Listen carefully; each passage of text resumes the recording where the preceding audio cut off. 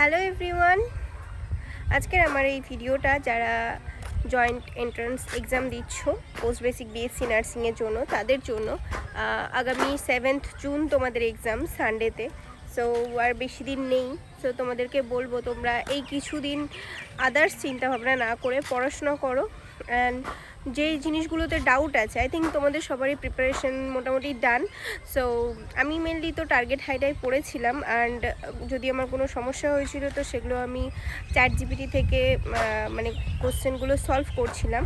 ঠিক আছে, তো তোমাদেরও হাতেও বেশি আর টাইম নেই।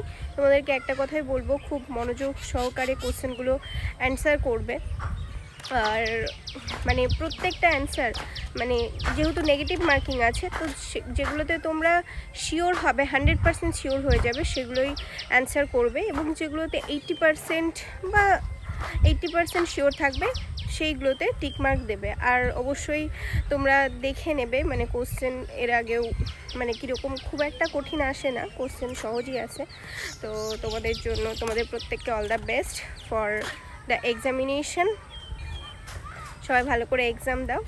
অ্যান্ড কারো কোনো কোশ্চেন থাকলে বা কোনো মানে কিছু যদি কোয়ারি থাকে সেগুলো কমেন্টে জানাও, আমি বলে দেবো তোমাদের। ওকে, টাটা, অল দ্য বেস্ট।